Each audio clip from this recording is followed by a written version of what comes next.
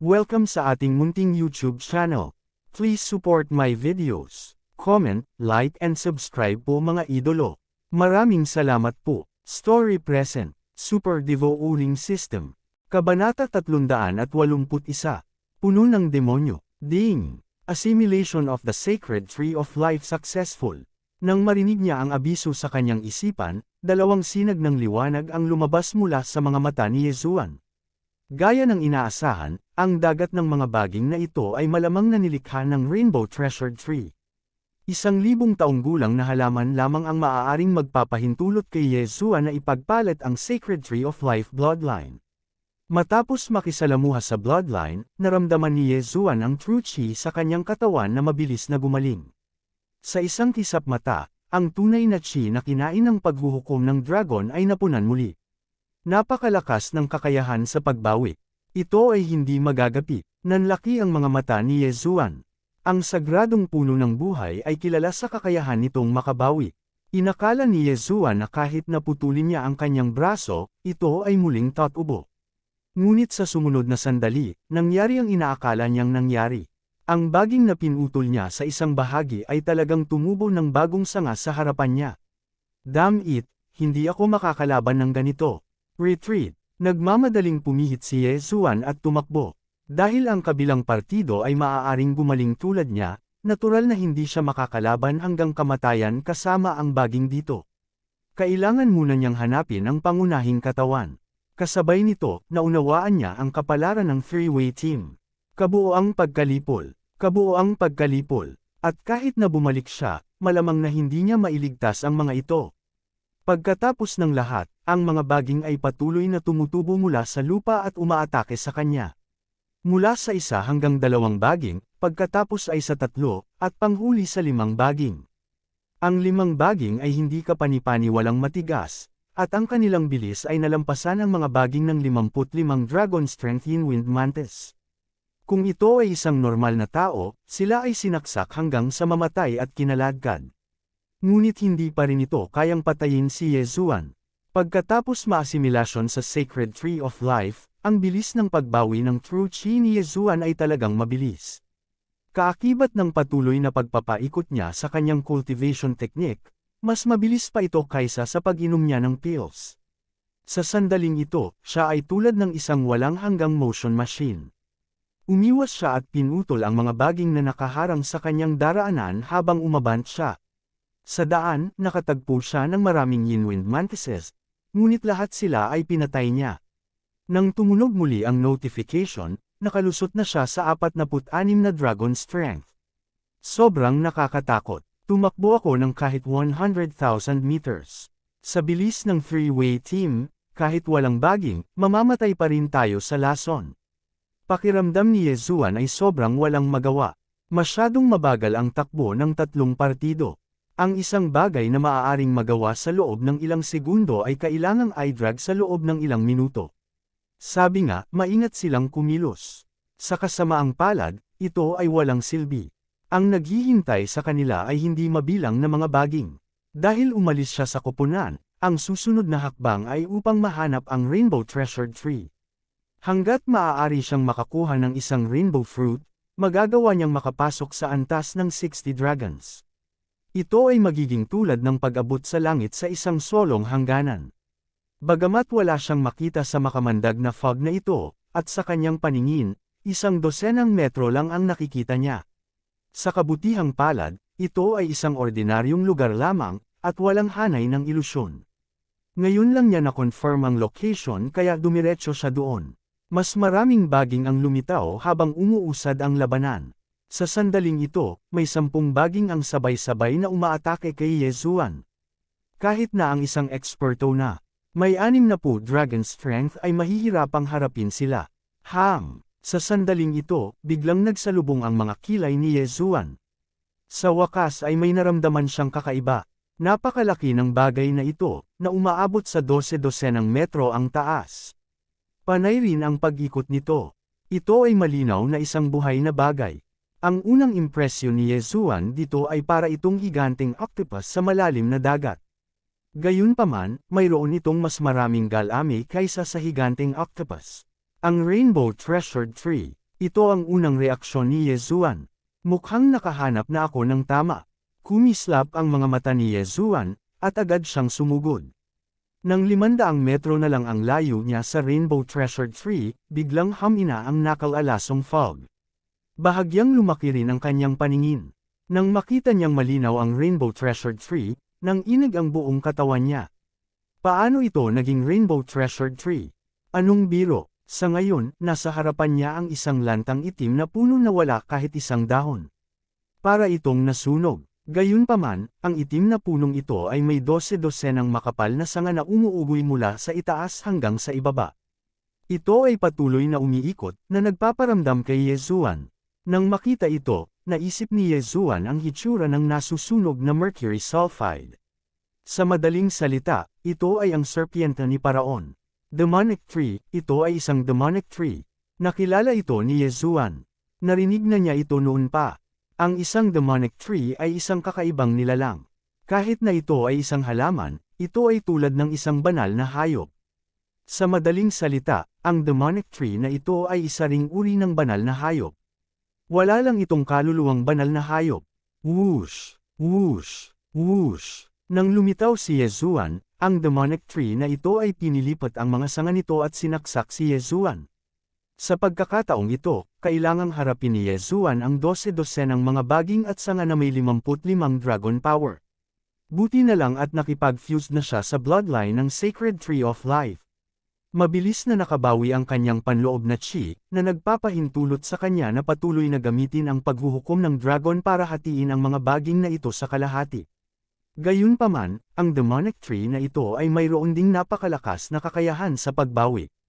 Ang demonic tree ay walang magawa kay Yezuan, at si Yezuan ay walang lakas para salakayin ang puno ng demonic tree.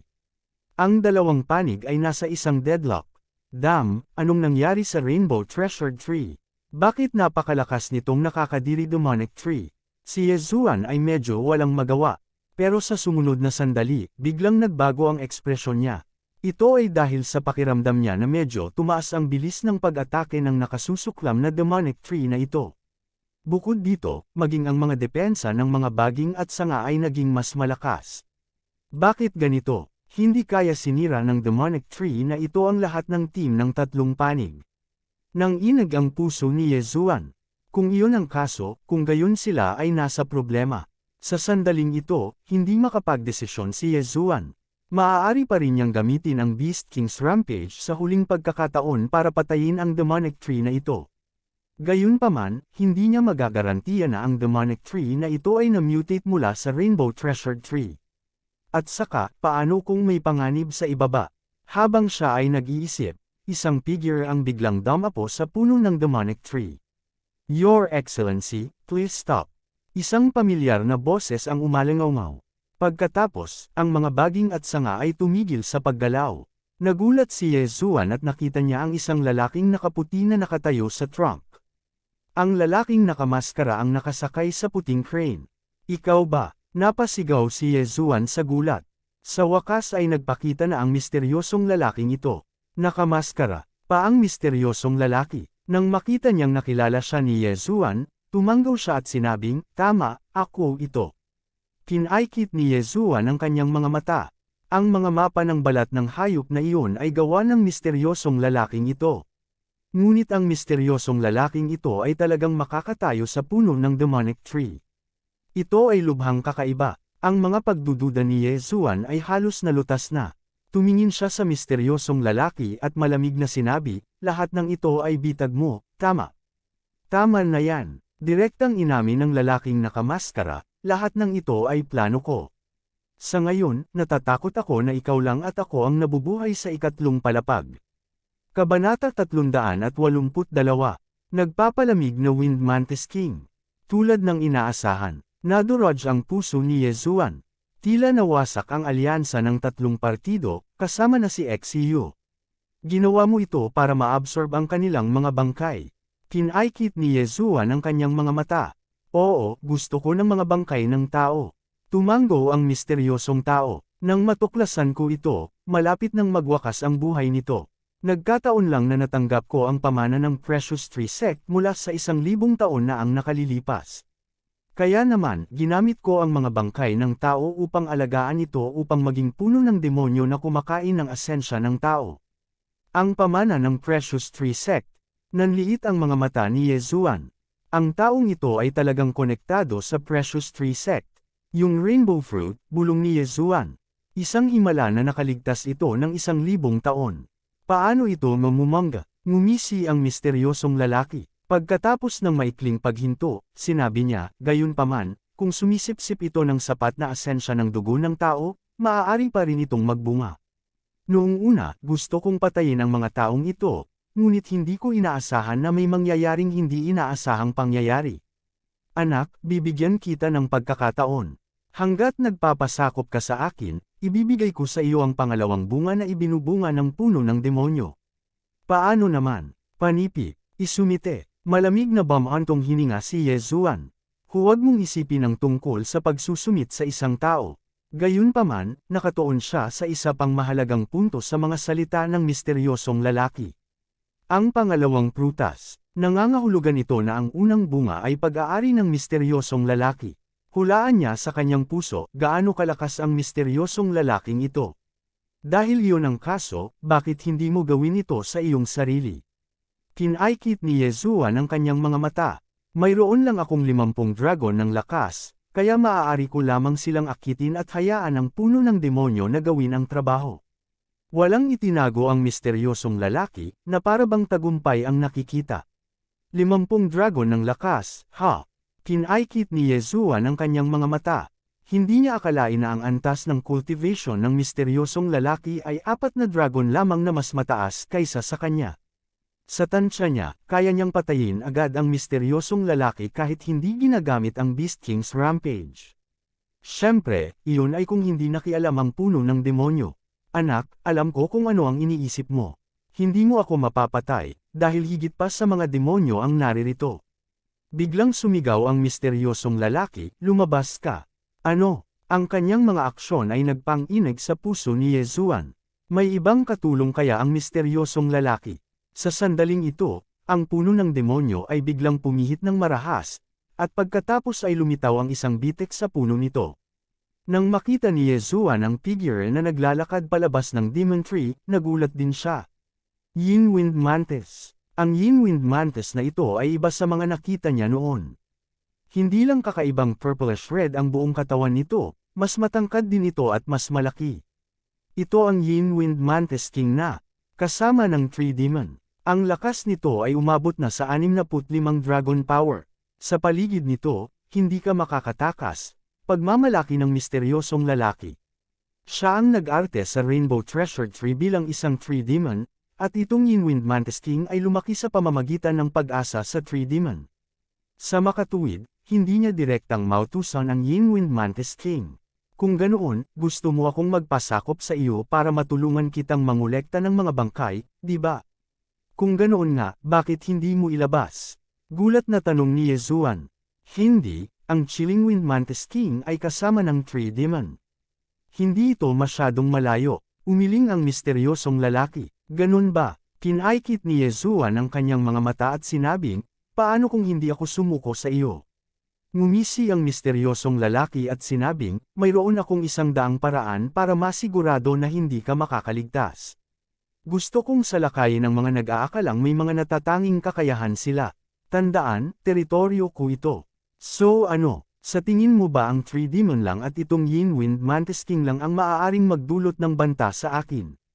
Bahagyang kumulo ang mga labi ni Yezuan. Ginaya siya ng misteryosong lalaki at nagtanong, sa tingin mo ba, sa iyong lakas, makakalaban mo ang Yin Wind Mantis King? Hehe, tumawa lang ng malamig si Yezuan. Biglang lumipad ang 10 dragon mula sa kanyang katawan. 46 na lakas ng dragon. Pagkatapos, ginamit niya ang Beast King Rampage sa harap mismo ng misteryosong lalaki. 46 dragons naging 60 dragons sa isang iglap. Ano? Nagulat ang misteryosong lalaki. Talagang nadagdagan ni Yezuan ang kanyang lakas ng 14 na dragon power. Paano naging posible iyon? Gayunpaman, hindi ito nangangahulugan na makakalaban ni Yezuan ang Yin Wind Mantis King. Pagkatapos ng lahat, ang Yin Wind Mantis King ay isang sagradong hayop na may 65 dragon. Gayunpaman, ang hindi niya alam ay mayroon ding 20% movement speed bonus si Yezuan. Kung hindi siya gumamit ng martial arts, malalampasan niya ang bilis ng isang martial artist na may 70 dragons. Kung gagamitin niya ang Heaven-Shattering Body Technique sa 70%, ang Yin-Wind Mantis King na ito ay tiyak na hindi makakasabay sa kanya. Whoosh! Ayaw ni Yezuan na mag-aksaya ng oras. Pagkatapos gamitin ang Beast King Rampage, diretso siyang lumabas. Ang Yin-Wind Mantis King ay sumigaw at umakyat upang salubungin siya. Para naman sa Tree Demon, pinilipat nito ang mga sanga nito at inatake si Yezuan. Klang! Kinuha ni Yezuan ang Dragon Slayer Sword at nilaslas ang armor ng Yin-Wind Mantis King. Napakalakas ng depensa nito, kumunot ang noo niya. Ang Yin-Wind Mantis King na ito ay nag-mutate din. Ang lakas nito ay mas malakas kaysa sa isang sagradong hayop na may 65 dragon. Malamang umabot ito sa 67 o 68 na dragon, kaya napakalakas ng depensa nito. Whoosh! Matapos lapitan ng Yin-Wind Mantis King si Yezuan, nagsimula na rin itong umatake gamit ang kanyang double scythes. Napakabilis ng atake nito. Kung hindi dahil sa bonus ng bilis ng paggalaw ni Yezuan, malamang na hindi niya ito maiiwasan. Kasabay nito, ginamit din ng Tree Demon ang mga sanga nito para salakayin si Yezuan. Ang mga sanga ng Tree Demon ay napakatigas at napakahirap putulin. Sa pagharap sa dobleng pag-ataking ito, nakaramdam din ng kaunting pressure si Yezuan. Kahit na ang kanyang lakas ay umabot na sa 60 dragon, ang kanyang tunay na chi ay nasa kaharian pa rin ng 46 na dragon. Hindi magiging ganoon kadaling putulin ang mga sanga at ang shell ng Yin-Wind Mantis King. Bukod dito, napakalakas ng pagbawi ng Tree Demon. Putulan man, babalik agad. Bukod dito, mayroong isang Yin-Wind Mantis King sa gilid, kaya binago niya ang kanyang plano sa labanan. Para mahuli ang mga bandido, hulihin muna ang ringleader. Ang tinutukoy ng ringleader dito ay ang misteryosong lalaki at ang Tree Demon. Natanggap ng misteryosong lalaki ang mana ng Precious Tree Sect. Dapat mayroong maraming magagandang bagay sa ring. Kung makukuha niya ang singsing, baka makalusot na naman siya. Masyadong mahirap pakitunguhan ng Tree Demon. Ito ay isang magandang pagpipilian upang patayin ito muna. Anyway, ang Yin-Wind Mantis King ang huling papatayin. Whoosh! Biglang sumabog si Yezuan ng mabilis at sumugod papunta sa Tree Demon. Malaki ang ipinagbago ng mukha ng misteryosong lalaki. Hindi niya inaasahan na magkakaroon ng ganoong lakas si Yezuan. Ito ay isang pagkakamali. Sa kabutihang palad, hinaharangan siya ng Tree Demon at ng Yin-Wind Mantis King. Kung hindi, tatakbo sana si Yezuan sa kanyang harapan at pupugutan ang kanyang ulo gamit ang kanyang espada. Damn it, lumabas ka! Galit na nagmura ang misteryosong lalaki. Sa sumunod na sandali, isa pang bitik ang lumitaw sa puno ng demonyong puno. Pagkatapos, isa pang Yin-Wind Mantis King ang lumabas dito. Ano? Nagulat si Yezuan. Mayroong dalawang Yin-Wind Mantis Kings. Kabanata 383. Underworld Swordplay. Sa wakas ay nag-react si Yezuan. Kung mayroon lamang isang Yin-Wind Mantis King, paano ito makakagawa ng napakaraming maliliit na mantids? Bagamat sinasabing kakainin ng babaeng mantis ang lalaking mantis habang ginagawa nila ito, iyon ay para sa mga ordinaryong mantis. Ang Yin-Wind Mantis ay isang banal na hayop. Ang kanyang ekspresyon ay naging lubhang madilim. Dalawang Yin-Wind Mantis Kings na may 65 dragon strength at isang Tree Demon, kahit na ito ay 70 dragon strength, magagawa nitong harapin ang isang 70 dragon strength martial artist. Hahaha anak, hindi mo naman inaasahan to, diba? Dahil gusto mong maglaro, I don't mind playing with you, tumawa ang misteryosong lalaki. Malamig na sumangot si Yezuan at ginamit ang lahat ng kanyang lakas para makalusot. Gayunpaman, nang ang ikalawang Yin-Wind Mantis King ay sumali sa labanan, siya ay napigilan at napilitang umatras. Ano ang dapat nating gawin?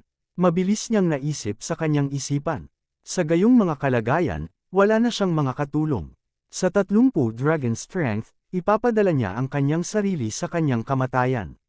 Sa sandaling ito, isang ideya ang biglang pumasok sa kanyang isipan. Dati, kapag nakakolekta siya ng napakaraming bangkay, isang bagay ang nakalimutan niya, at iyon ay ang pagsasanib ng martial arts. Sa sandaling ito, mayroon pa ring higit sa 50 sword-type martial arts sa devouring system na hindi pa pinagsama. Ito ang kanyang huling straw. Kung hindi, maaari lamang siyang tumakas. Ding! Nabigo ang pagsasanib ng martial arts. Ding! Nabigo ang pagsasanib ng martial arts. Ding! Nabigo ang pagsasanib ng martial arts. Ding! Nabigo ang pagsasanib ng martial arts. Ding! Nabigo ang pagsasanib ng martial arts. Ding! Matagumpay ang pagsasanib ng martial arts. Nakakuha ang host ng middle grade heaven level martial art, Underworld Sword Art. Gusto mo bang matutunan ito? Matapos marinig ang notification na ito, kumislap ang mga mata ni Yezuan at agad siyang sumagot, "Oh." Ding! Natutunan ng host ang Underworld Swordsmanship. Ang kasalukuyang level ay 10%. Sa wakas ay pinagsama na niya ang kanyang kapangyarihan. Nanlaki ang mga mata ni Yezuan. Sa pagkakataong ito, hindi niya ginamit ang Skywind Sword Technique, kundi ang Underworld Sword Technique. Pero ngayon, mas delikado ang posisyon niya. May tagal ang Beast King's Rage. Kung hindi siya umalis pagkatapos ng tagal, siguradong patay na siya. Sa simula pa lang, sino ba ang hindi namatay? Walang pinagkaiba ang mamatay ng maaga o huli na mamatay. Labanan tayo. Walang pakialam si Yezuan at nagsimulang lumaban hanggang kamatayan sa dalawang hari ng Yinwind Mantis. Bagamat ang Underworld Sword Art ay isang middle grade heaven tier martial art, ito ay nasa 10% pa lamang. Gaano man ito kalakas, hindi ito mas malakas kaysa sa Skywind Sword Art sa 100% na pagkumpleto. Gayunpaman, si Yezuan ay may bloodline ng Sword Saint at may malalim na pag-unawa sa swordsmanship. Ding! Tumaas ang antas ng kasanayan ng Underworld Swordsmanship. Ang kasalukuyang antas ng kasanayan ay 20%. Ding! Tumaas ang kasanayan sa Underworld Swordsmanship. Ang kasalukuyang kasanayan ay nasa 30%. Wala pang 3 segundo, tumaas ng 20% ang kanyang kahusayan sa Underworld Sword Art. Sa ngayon, naabutan ng kapangyarihan ng Underworld Sword Technique ang Heavenly Wind Sword Technique. Ding! Tumaas ang antas ng kasanayan ng Underworld Swordsmanship. Ang kasalukuyang antas ng kasanayan ay 40%. Sa sandaling ito, ang kapangyarihan ng Underworld Sword Technique ay nalampasan na ang Skywind Sword Technique. Originally, dehado na siya. Ngayong tumaas na ang kanyang attack power, agad siyang nanlaban. Gayunpaman, hindi pa rin ito sapat para patayin ang dalawang hari ng Yinwind Mantis. Ding! Tumaas ang antas ng kasanayan ng Underworld Swordsmanship. Ang kasalukuyang antas ng kasanayan ay 50%. Sa pagkakataong ito, sapat na. Haha, dead meat ka. Ang mga mata ni Yezuan ay sumambulat ng dalawang sinag ng liwanag at muling namuo sa Dragon Slayer Sword. Dragon Slaying Sword of Eight Desolation, paghatol ng dragon. Isang malaking puting hiwa ang tumama at tumama patungo sa Devil Tree. Sinubukan ni Yezuan na atakihin ang Devil Tree mula sa malayo, ngunit ang paghuhukom ng dragon ay nabali ng mga side ng dalawang Yinwind Mantis Kings. Sa pagkakataong ito, ang lalaking Yinwind Mantis King ay sumugod pa rin at naglaslas gamit ang kanyang sides, naghahanda na sirain ang paghuhukom ng dragon. Gayunpaman, ang paghuhukom ng dragon na ito ay pagtatangka lamang ni Yezuan na akitin ang tigre palayo sa bundok. Underworld Swordsmanship, Sword of Underworld. Habang wala ang lalaking Mantis King, biglang inatake ni Yezuan ang babaeng Mantis King. Sa isang hiwan ng kanyang espada, lumipad ang ulo ng babaeng Mantis King. Nalampasan na ng 50% na antas ng kasanayan ng Underworld Swordsmanship ang 100% na antas ng kasanayan ng Skywind Swordsmanship. Kasabay ng Beast King deterrence ng Beast King bloodline, kahit na matigas ang armor ng babaeng Mantis King, hindi nito nakayanan ang slash. Ang babaeng Mantis King ay patay na. Sumugod si Yezuan at nilamon ang bangkay ng babaeng Mantis King. Ding! Nakalusot ang host sa 48 dragon power. Nang tumunog ang notification, 3 pang dragon ang lumitaw sa tabi ni Yezuan. 63 lakas ng dragon. Beast King Rampage, isang divine skill. Sinira ng lalaking Mantis King ang paghuhukom ng dragon, at sa oras na mag-react ito, nasa harapan na nito si Yezuan. Underworld Swordsmanship, Sword of Underworld. Isang slash na naglalaman ng aura ng kamatayan ang tumawid sa ulo ng lalaking Mantis King. Naranasan nito ang parehong kapalaran ng babaeng Mantis King, na pinugutan ng ulo ni Yezuan. Ding! Ang host ay umabot na sa 50 dragon power. Ang bilang ng mga dragon ay muling nagbago. Ngayon, mayroon ng 65 dragon power si Yezuan. Ang dalawang Mantis Kings ay pinatay ni Yezuan sa loob ng 1 segundo. Ang eksenang ito ay mabilis na nangyari kaya't ang misteryosong lalaki ay walang oras na mag-react. Sa oras na nag-react siya, nakalas na si Yezuan gamit ang paghuhukom ng dragon. Pinutol ng paghuhukom ng dragon ang 12 ng mga sanga, pagkatapos ay lumubog sa puno ng demonic tree, na hindi bababa sa 10 metro ang kapal. Bitik.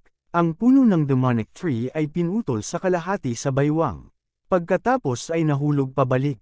Hindi. Malakas na sigaw ng misteryosong lalaking nakatayo sa isang sanga.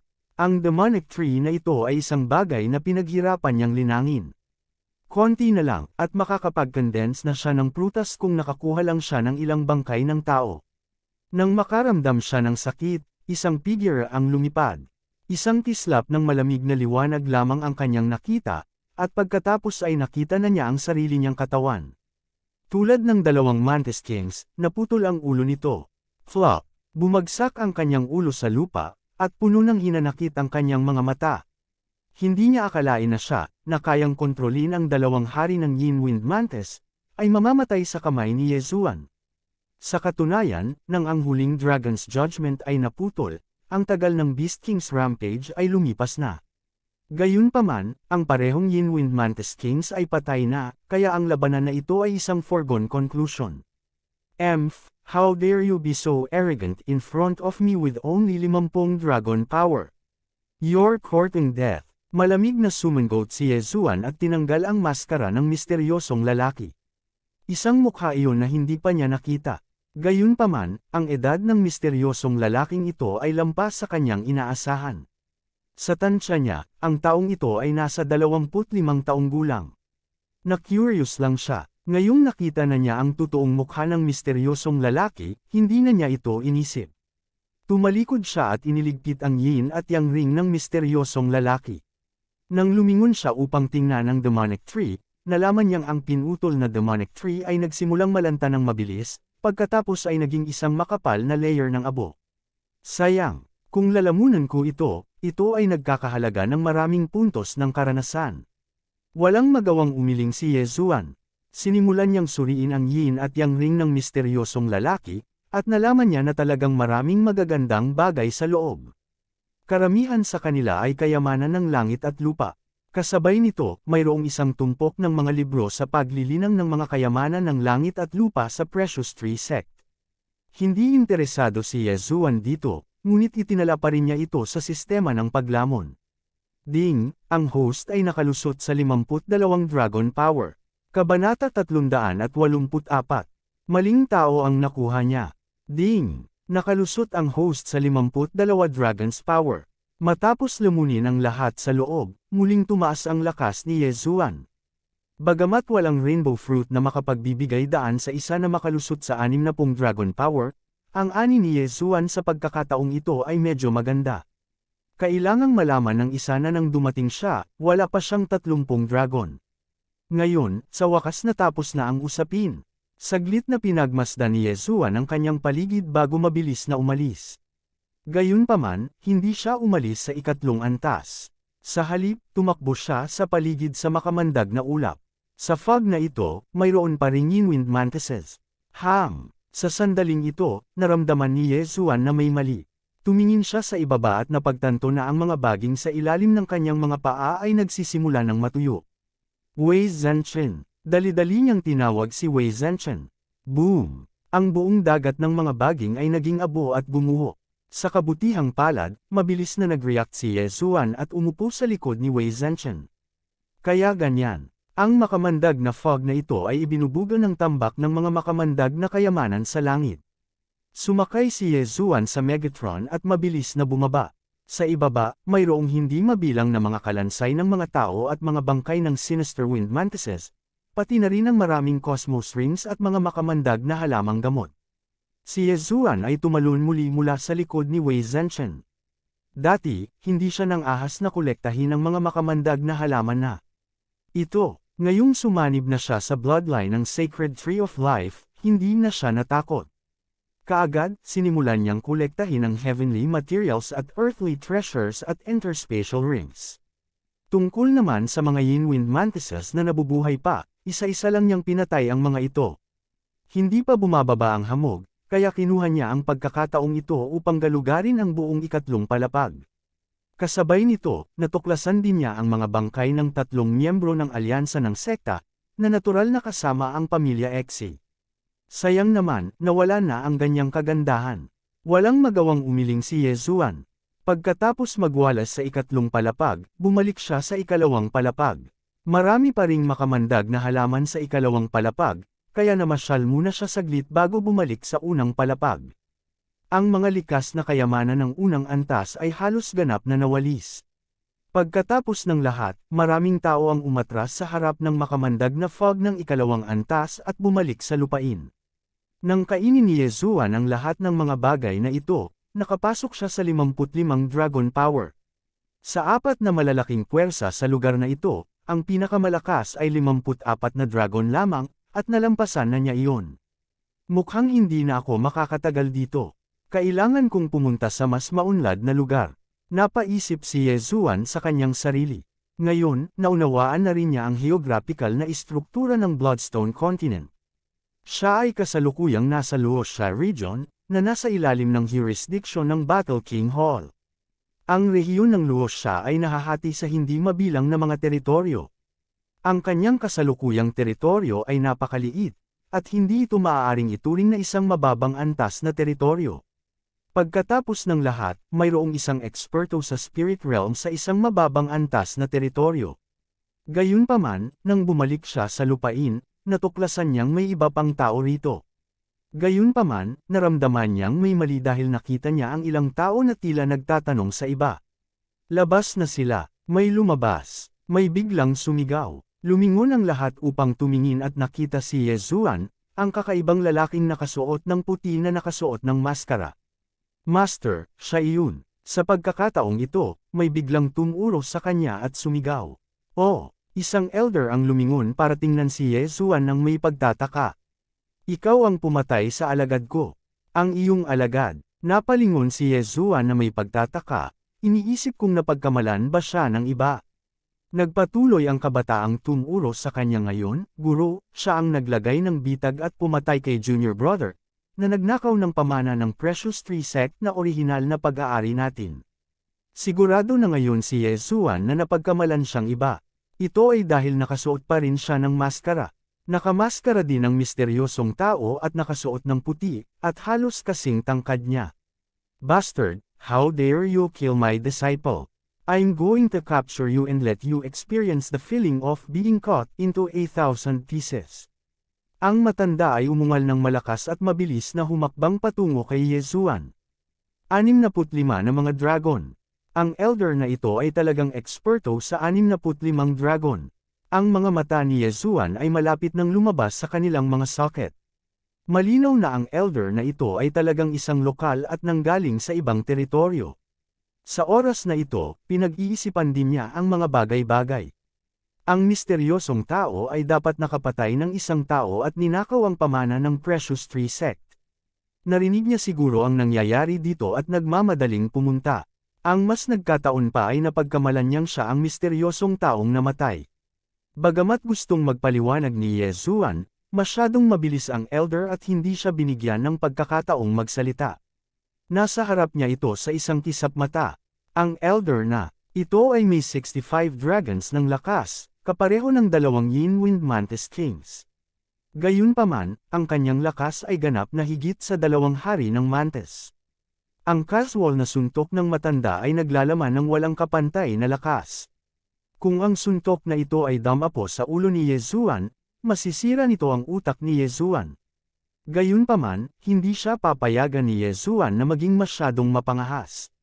Bawang sword, break, sa isang malutong na tunog. Ang bawang sword ay nabasag sa 8 matutulis na talim at inatake si Yezuan mula sa 8 direksyon. Kasabay nito, ginamit din ni Yezuan ang heaven-shattering movement method para makaiwas sa suntok. Whoosh whoosh. Bahagyang nagulat ang matanda nang sumipol sa kanya ang hangin mula sa suntok. Nakalunok ka na ba ng rainbow fruit na iyan? A mere 55 dragons is nothing to this old man. Nang inag ang katawan ng matanda habang ang isang makapal na pag-agos ng totoong chi ay lumalabas, na nagpapalipad sa 8 talam. Gayunpaman, ang bawang wind formation ay isa lamang sa mga pag-atake ni Yezuan.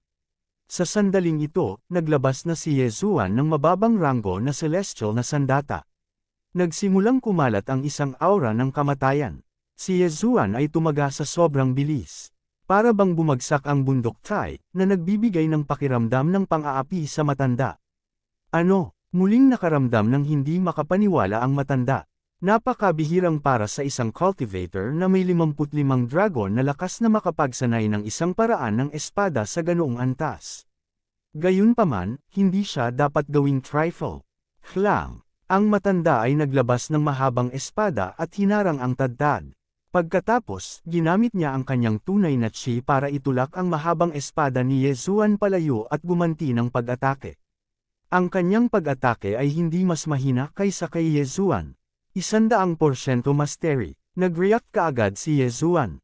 Hindi niya inaasahan na makakita ng isang eksperto na nagsanay ng kanyang martial art sa 100% mastery.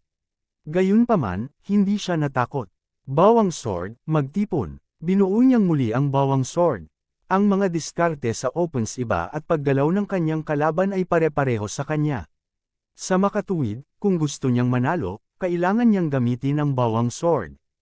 Ang bawang sword ay mas malakas kapag humarap sa isang malakas na kalaban. Hinawakan ito ni Yezuan sa kanyang kamay. Ang lakas ng kanyang tunay na chi ay hindi mas mahina kaysa sa nakatatanda. Bukod dito, maaari niyang gamitin ang Elder upang mapataas ang kahusayan ng underworld swordsmanship. Ang brat na ito ay may kaunting kakayahan. Napakunot ang noo ng matanda, ngunit kumikislap ang kanyang mga mata na may layuning pumatay. Nasa likuran niya ang kanyang 3 alagad. Ang kanyang 65 dragons ng lakas ay walang magawa sa isang 55 dragon brat na tulad ni Yezuan. Nakakahiya talaga. Sa makatuwid, ayaw niyang hulihin si Yezuan. Sa halip, buong lakas niyang inatake si Yezuan. Gayunpaman, pagkatapos makipagpalitan ng higit sa 10 galaw kay Yezuan, napagtanto niya na wala siyang magagawa kay Yezuan. Bukod dito, mayroon siyang masamang premonition sa kanyang puso. Kabanata 385. Patayin. Ding! Tumaas ang antas ng kasanayan ng Yellow Spring Sword Technique. Ang kasalukuyang antas ng kasanayan ay 60%. Ding! Ang antas ng kasanayan ng Yellow Spring Sword Technique ay umabot na sa pinakamataas na limitasyon. Nang marinig ni Yezuan ang abiso na ito sa kanyang isipan, bahagyang nabaluktot ang mga sulok ng bibig ni Yezuan. Ang antas ng kasanayan ay dapat na nauugnay sa kanyang antas ng paglilinang. Hanggat nagpatuloy siya sa paglusot, tataas na naman ang bilang. Ngunit ito ay isang paksa para sa ibang pagkakataon. Sa ngayon, kailangan muna niyang patayin ang matandang ito. Kung hindi mo ako bibigyan ng pagkakataong magsalita, papatayin kita. Ipapadala kita sa impyerno gamit ang aking 60% proficiency level na Yellow Spring Sword Technique. Lumakas ang aura ni Yezuan habang binabago niya ang kanyang galit sa lakas at baliw na umaatake. Sa orihinal, siya at ang matanda ay pantay-pantay. Gayunpaman, nang tumaas ang kanyang kahusayan sa middle grade heaven class underworld sword art, nasira niya ang balanse. Ang sitwasyon ay tumigilid sa kanyang direksyon, at ang matanda ay unti-unting nahuhulog sa isang hindi magandang posisyon. Paano ito posible? Nagulat ang 3 alagad ng matanda. Bagamat mayroon lamang silang 50 dragon strength, naunawaan nila ang lakas ng matanda. Ngunit ngayon, walang magawa ang matanda sa isang taong mas mababa ang antas ng paglilinang kaysa sa kanya. Ito ay masyadong surreal. Anong nangyayari? Bakit parang The Hudo si Master? Imposible, dapat may problema. Yung isa naman ay may ginamit na underhanded method. Ilang buwan na lang pero ang cultivation level ng taong ito ay tumaas sa 5 dragon. Ang lakas ng kanyang labanan ay tumaas din. Ito ay dapat na epekto ng mana ng Precious Tree Sect at ng Rainbow Fruit. Bakas sa mukha nilang tatlo ang matako na ekspresyon. Dumating sila dito dahil sa dalawang dahilan. Una, upang ipaghiganti ang kanilang nakababatang kapatid. Pangalawa, para makuha ang rainbow fruit na maaaring magpapahintulot sa kanila na makalusot sa 60 dragon powers. Swish! Sa sandaling ito, isang malutong na tunog ang biglang umalangaw, at nakita ng tatlo ang matanda na mabilis na umatras. Biso, naputol ang braso ni Master. Laking gulat ng tatlo. Sa sandaling ito, biglang sumigaw ang matanda, "Bastard brat, itong matandang ito ay hindi hahayaan na magkaroon ka ng kapayapaan kahit na ako ay mamatay." Umalangaw sa hangin ang boses ng matanda, at nagsimulang lumaki ang kanyang katawan. Bang! Matapos ang isang napakalaking tunog, ang katawan ng matanda ay biglang sumabog, nagpapadala ng mga piraso ng laman na lumilipad kung saan-saan. Si Yezuan ay nagulat din. Anong uri ng F***Sting martial arts ito? Paano niya nagawang sirain ang sarili? Gayunpaman, nang masira ang sarili ng matanda, ginamit na niya ang kanyang true energy para protektahan ang sarili, kaya hindi tumalsik ang laman at dugo sa kanya. Gayunpaman, sa sandaling namatay ang matanda, isang pulang marka ang bumalot sa kanyang katawan. Ding! Natama na ang host ng Soul Chasing Imprint. Soul Chasing Mark. Napangiwi si Yezuan sa pagtataka. Ano ito? Kailan niya nakuha? Nagbaba siya ng tingin at laking gulat niya nang makitang nabahira ng pula ang kanyang dibdib. Ngayon lang, ginamit niya ang kanyang zinki para harangin ang pag-atake, ngunit ang hinarang niya ay ang asensya ng dugo ng matanda gamit ang isang espesyal na pamamaraan. Ito ay isang uri ng sensory imprint. Ano ito? Inabot ni Yezuan at sinubukan itong panasan. Nang mapagtantong hindi niya ito mapunasan, binuksan niya ang kanyang kamiseta upang tingnan. May pulang tuldok na sa dibdib niya, pero hindi niya pa rin mapunasan. Habang nag-iisip siya ay nagkatinginan ang tatlong alagad ng matanda. Isang eksperto na may 65 dragons of power ay pinugutan ng ulo ni Yezuan na may 55 dragons of power. Ito ay isang hamon na lumampas sa 10 mga antas. Tumakbo. Agad namang nag-react ang tatlo at tumalikod para tumakbo. Gusto mong tumakbo. Namilog ang mga mata ni Yezuan, ngunit hindi niya ito hinabol. Tahimik niyang kinuha ang interspatial ring ng matanda. Gayunpaman, ang 8 matutulis na talam ay nabasag na at naabutan silang tatlo. Rip! Rip! 2 malutong na tunog ang narinig, at 2 ulo ang lumipad. Samantala, ang pangatlong tao ay napigilan ng ilang matutulis na talam at hindi nang ahas na. Kumilos. Huwag mo akong patayin. Sa sobrang takot ng huling tao ay nabasa niya ang sarili at nagmamadaling humingi ng awa. Inalis ni Yezuan ang interspatial ring ng matanda, pagkatapos ay dahan-dahang lumapit at sinabing, "Ano itong pulang tuldok sa aking katawan?" Napalunok ang binata at dahan-dahang sinabi, "Kung sasabihin ko sa iyo, hindi mo ako papatayin." Gayunpaman, sa sandaling sinabi niya ito, naramdaman niya ang lamig sa kanyang braso, at isang sariwang putol na braso ang itinapon sa hangin. Sasabihin ko. Tiniis ng binata ang sakit ng kanyang naputol na braso at nagmamadaling sinabi, ito ay isang lihim na pamamaraan ng Guiyuan sect. Pinapatak nito ang lahat ng dugo sa katawan sa isang patak at nag-iiwan ng marka sa katawan ng kalaban. Ang sinumang nagsasagawa ng mga diskarte ng Guiyuan sect ay mararamdaman ito. So sinasabi mo na isa na akong GPS signal transmitter. Napaisip si Yezuan sa kanyang sarili. Kung nakatagpo siya ng isang tao mula sa Guiyuan sect, tiyak na iisipin na siya ay pumatay ng isang tao mula sa Guiyuan sect. Kapag dumating ang oras na iyon, aakit siya ng maraming gulo. Sinabi ko na sayo, pwede bang mag-spare? Sabi ng binata. Gayunpaman, bago pa niya matapos ang pagsasalita, ang 8 Desolate Blades ay biglang na-activate.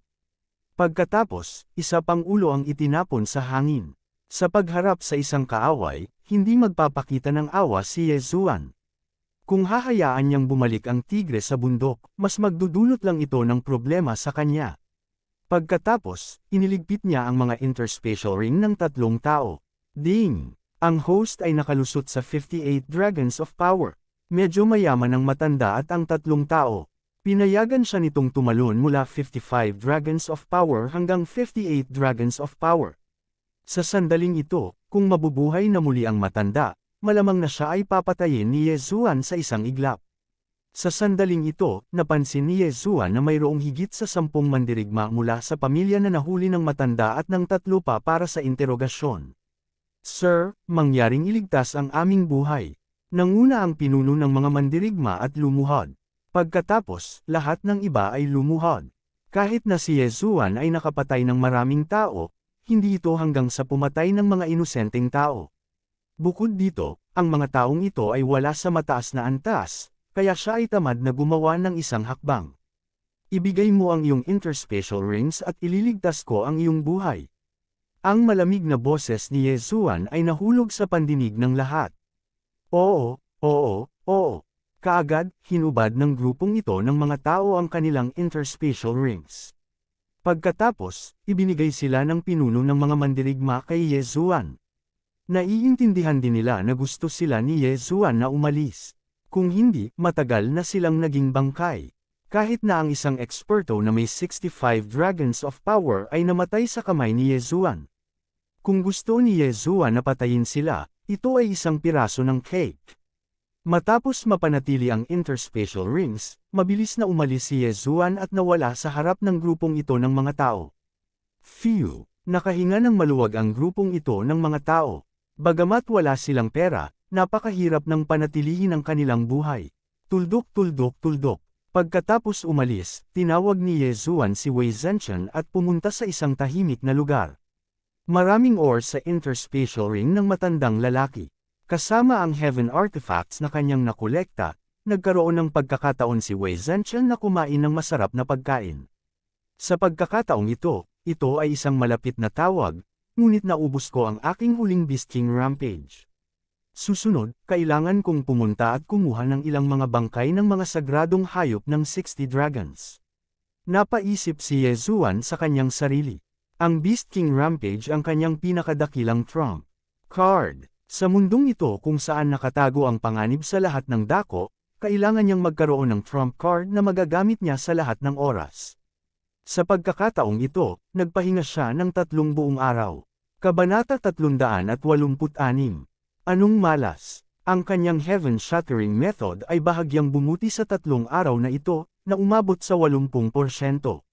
Tungkol naman sa Yellow Spring Sword Technique, hindi pa rin niya ito mapahusay, kaya maaari na lang niyang isuko ito sa ngayon. Sa panahong ito, nag-eksperimento rin siya at sinubukan ang mga kakayahan ng sagradong puno ng buhay.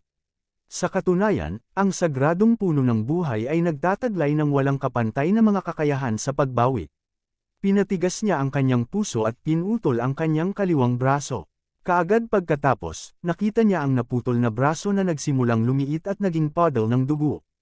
Ngunit bago ito, isang bagong braso ang tumubo mula sa kinaroroonan ng kanyang naputol na braso, na mukhang katulad ng dati.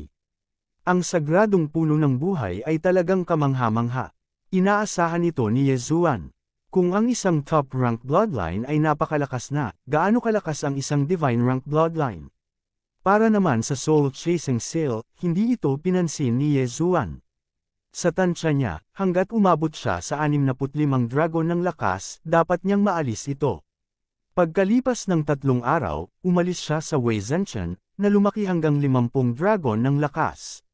Ngayon, hindi na siya kayang hawakan ng lugar na ito, kaya kailangan niyang pumunta sa mas mataas na antas ng lugar. Ang kanyang destinasyon sa pagkakataong ito ay isang lugar na tinatawag na Redwood Region.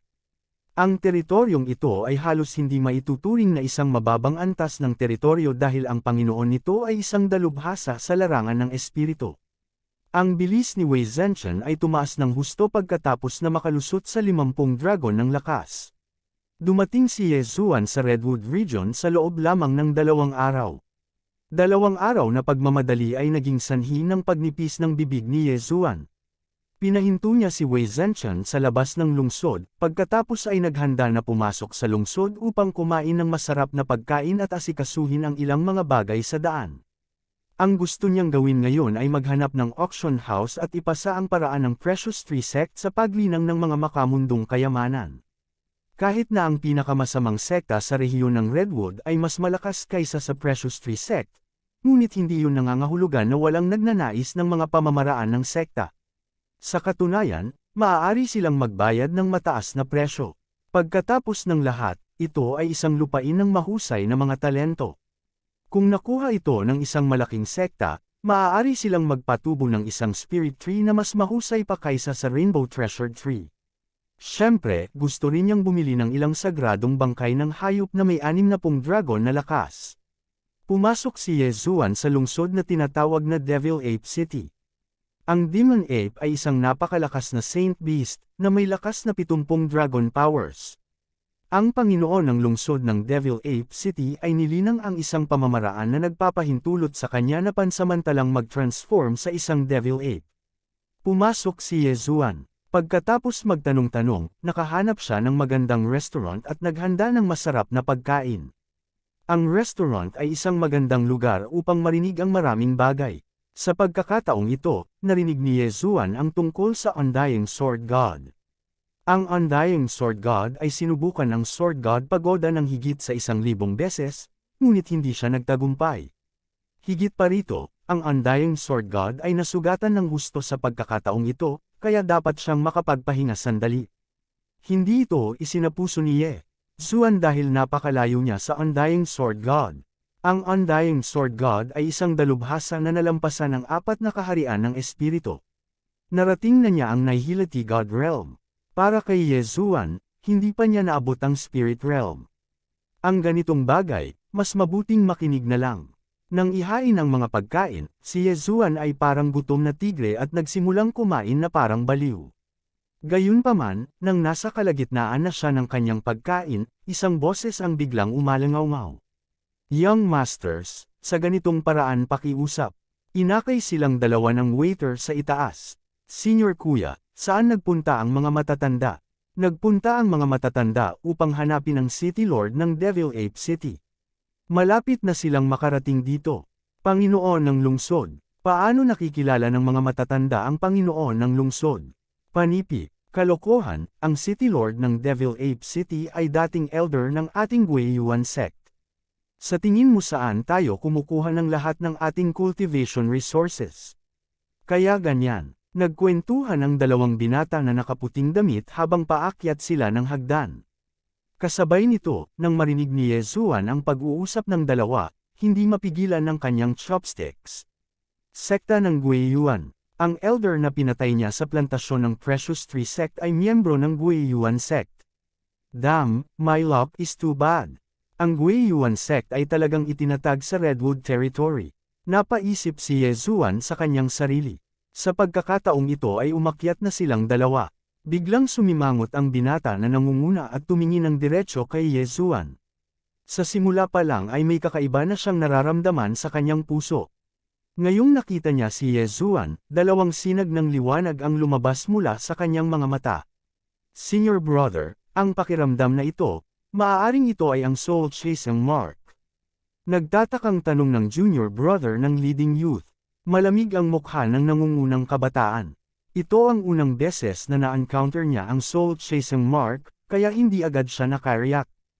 Pinaikit niya ang kanyang mga mata at tumingin kay Yezuan. Palihim niyang inilagay ang kanyang kamay sa kanyang mahabang espada at sinabi sa mahinang boses, "Junior brother, nasa kanya ang soul-chasing mark. Tiyak na pinatay niya ang isang tao mula sa ating Guiyuan sect. Mamaya, tutulungan mo akong mahuli ang taong ito. Pero, hindi natin alam ang cultivation level niya." Sagot ng junior brother sa mahinang boses. So ano? Ang dahilan kung bakit nabuhay ang ating Guiyuan sect hanggang ngayon ay dahil sa ating pagkakaisa. Ngayong nakita na natin ang taong pumatay sa ating mga alagad, paano natin siya pakakawalan? Sabi ng binata sa mahinang boses. Medyo nag-aalala pa rin ang kanyang nakababatang kapatid at mahinang nagsabi, "Senior brother, bakit hindi natin hintayin ang mga elder?" Junior brother, na-promote ka na bilang isang tunay na alagad, pero mahina ka pa rin. Dahil natatakot ka, ako mismo ang gagawa. Pagkatapos magsalita ng binata, binunot niya ang kanyang mahabang espada gamit ang kumalatong, at sinugod si Yezuan. "Brat, how dare you kill someone from our Guiyuan sect? Ngayon, ipaghihiganti ko ang junior brother ko." Nang mahulog ang mga salitang ito sa mga tainga ni Yezuan, isang simple at walang palamuti na mahabang espada ang lumitaw sa kanyang kamay. Bitik. Naputol ang bawang sword sa 8 piraso at lumipad palabas sa isang iglap. Ang kabataan ay mayroon lamang 58 dragon ng lakas, na kapareho ni Yezuan. Sa pagharap sa pag-atake ng bawang wind formation, malamang na hindi siya magtatagal kahit 1 segundo. Sa katunayan, wala pang 1 segundo, ang kabataan ay tinadtad sa ilang piraso. Hindi lang iyon, pati ang kanyang nakababatang kapatid ay namatay din ng malungkot. Nang bumagsak ang 2 ulo sa sahig. Nang ikalawang palapag ng restaurant, tumahimik ang buong ikalawang palapag. May nang-ahas talagang pumatay ng tao sa Devil Ape City. Walang sumang-ayon sa Redwood Territory. May sariling batas din ang Devil Ape City, at isa na rito ang bawal pumatay sa lungsod. Gayunpaman, nilabag na ni Yezuan ang batas na ito. Pagkatapos ng lahat, nakapatay na siya ng 1 tao mula sa Guiyuan sect, kaya't maaari pa rin niyang pumatay ng 2 pa. Mabilis siyang tumayo, iniligpit ang mga gamit ng 2 tao, at tumalikod para umalis. Gayunpaman, sa sandaling siya ay tumalon, isang malakas na dagandong ang umalangaw sa kalangitan. How dare you pumatay ng disipulo ng Guiyuan sect? Nililigawan mo si kamatayan. Nang marinig ito, lumingon si Yezuan at nakita ang 3 elder na tumatakbo patungo sa kanya sa bubong. Mga elder ng Guiyuan sect. Isa na may 68 dragon, 2 may 67 dragon. Sinulyapan sila ni Yezuan at nanginag ang kanyang puso. Sa lakas niya ngayon, dapat kaya niyang lumaban sa kanilang 3. Gayunpaman, ito ay ang Devil Ape City. Kung lumaban siya, paano kung naakit ang mayor ng Devil Ape City? Kabanata 387. Panginoon ng Demonic Ape City. Wala akong pakialam kung taga-Guiyuan sect ka.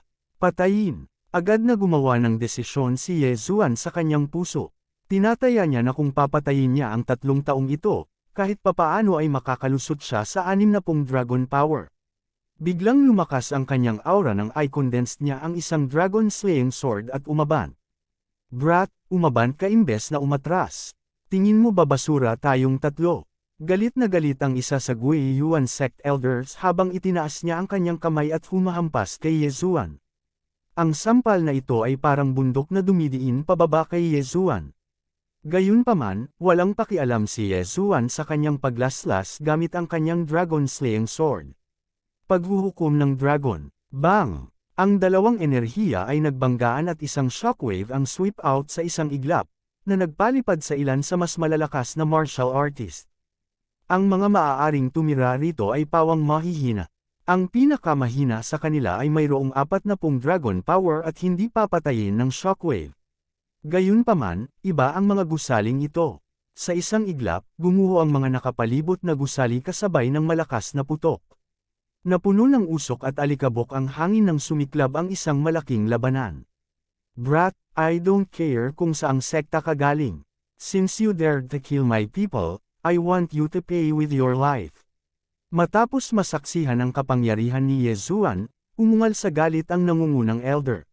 Siya ay naiiba sa 2 disipulo ng Guiyuan sect. Pamilyar na pamilyar siya sa soul chasing mark, kaya naramdaman niya ito sa isang iglap. Kasabay nito, nahulaan din niya na si Yezuan ay dapat mula sa isang malaking paksayon. Kung hindi, imposible para sa kanya na harangan ang kanyang pag-atake gamit lamang ang 58 dragon power. Mamatay. Ang 3 sa kanila ay hindi nang ahas na maging pabaya. Agad silang sumugod sa gilid ni Yezuan at sabay na umatake. Para kay Yezuan, hawak din niya ang kanyang dragon slaying sword at gumagamit ng mid-grade heaven level martial art, ang underworld sword technique. Kahit na siya ay mas mahina kaysa sa kanilang 3, sa 20% na pagtaas ng bilis ng paggalaw, ang mid-grade heaven level martial art, ang underworld sword technique, at ang 8 desolate sword, ilang sandali na lamang bago niya napatay ang 3 sa kanila. Kailangan kong tapusin ito ng mabilis. Mamatay ka, nahulog ang espada ko sa underworld. Inalis ni Yezuan ang kanyang espada at tinamaan ang isa sa kanila ng napakabilis ng kidlat na nagpalipad sa kanya. Bagamat hindi niya ito nagawang patayin, nagawa niya itong masaktan ng husto, na lampas sa inaasahan ng lahat. Higit sa lahat, ang pincer attack ng 3 ay agad na naging 2. Ito ay dapat na isang mid-grade heaven level martial art. Sandaling natigilan ang dalawang matanda na naroon pa bago sila nag-react. Ang ganitong uri ng lakas ng pag-atake ay nalampasan na nila ang nalalaman nila. Patayin siya at kunin ang mid-grade heaven-level martial art. Pareho silang nasa isip ng dalawa. Gayunpaman, minamaliit nila ang lakas ni Ye Zuan. 8 Desolate Sword, 60% Mastery of Middle Grade Heaven-level Martial Arts, at Sword Saint Bloodline. Sa tingin mo mapipigilan mo ako? Biglang itinaas ni Ye Zuan ang kanyang ulo at nagpakawala ng mahabang alulong. Gumalaw ang buong katawan niya na parang multo. Mas mabilis pa sa kanilang dalawa ang bilis niya. Bumaba ang espada ng It Dice Underworld. Galit na umungol si Ye Zuan habang siya ay muling naglaslas, pinalipad ang isang elder. Ngayon, isa na lang ang natitira. Hindi maganda, nagdilim ang mukha ng natitirang elder. Kahit na siya ay 10 dragon na mas malakas kaysa kay Ye Zuan, silang tatlo ay walang magawa kay Ye Zuan. Ngayong siya na lang ang natitira, paano siya lalaban?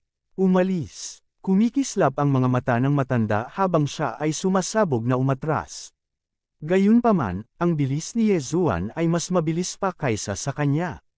Paano siya nakaalis? Sa dalawang mas kaunting hadlang, maaaring tumuon si Ye Zuan sa pag-atake sa elder. Sa isang segundo lang, ang elder ay ganap na natalo ng 20-60% Imperial City Sword Technique. Anak, nililigawan mo si kamatayan. Lumapit din ang dalawang elder na pinalipad ni Ye Zuan. Gayunpaman, hindi nila nakita na ang dalawang sinag ng liwanag ay lumabas na mula sa mga mata ni Ye Zuan. Underworld Sword Technique. Tuldok. Biglang naglabas ng masamang aura ang katawan ni Ye Zuan. Walang pag-aalinlangan, tumalikod siya at naglaslas gamit ang kanyang espada. Isang malutong na tunog ang narinig, na sinundan ng isang ulo na inihagis sa hangin. Siya ay nasugatan ng husto at ang kanyang lakas ay nabawasan ng husto. Gayunpaman, niligawan niya si kamatayan sa pamamagitan ng pagpapadala ng kanyang sarili kay Ye Zuan. Si Ye Zuan ay natural na hindi magpapakita ng awa. Matapos ang pagkamatay ng Origin Returning Sect Elder ng 67 dragon, humakbang si Ye Zuan at hinubad ang kanyang Universe Ring. Ding! Ang host ay nakalusot sa 59 na dragon. Isa pang flying dragon ang bumangon mula sa katawan ng Elder.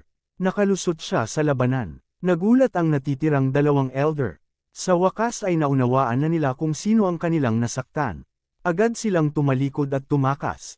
Natural na hindi palalampasan ni Ye Zuan ang pagkakataong talunin ang isang nalulunod na aso. Sa ilang hakbang, napatay niya ang isa pang matandang nasugatan ng husto. Matapos kainin ang mga bagay sa Chen Kun Ring, itinuon niya ang kanyang mga mata sa elder ng Guiyuan Sect na mayroong 68 dragon. Panginoon ng lungsod, iligtas mo ako. Biglang umungal ang matanda na parang nakakita ng kislap ng pag-asa. Kumunat ang noo ni Ye Zuan. Pagtingin sa silhouette ng elder, nakita niya ang isang matipunong lalaki na nagmamadaling lumapit sa kanila. Ito ang City Lord ng Devil Ape City. Ay hindi, nag-iba ang ekspresyon ng mukha niya nang mabilis siyang hinabol. Underworld Sword Technique. Tuldok. Kudlit-kudlit tuldok. Isang aura ng kamatayan ang kumalat. Tumigil ka, sigaw ng matipunong lalaki sa harap ni Ye Zuan. Gayunpaman, hindi niya kayang takutin si Ye Zuan.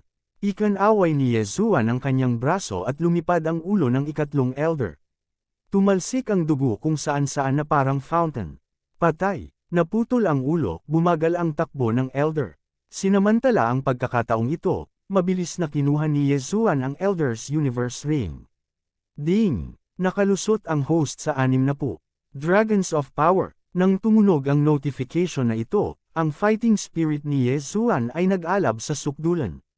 Gayunpaman, wala siyang oras para magsaya dahil sumugod na sa kanyang harapan ang matipunong lalaki. Sa sandaling sumuntok ang matipunong lalaki, biglang tumigil sa paggana ang utak ni Ye Zuan. Parang binawi ang oras sa ilang siglo na ang nakalipas. Nang bumalik si Ye Zuan sa katinoan, ang hangin mula sa suntok ay dumating na. Hindi, sa halip na tawagin itong kamao, mas mabuting tawagin itong isang malaking meteorite na bumagsak kay Ye Zuan.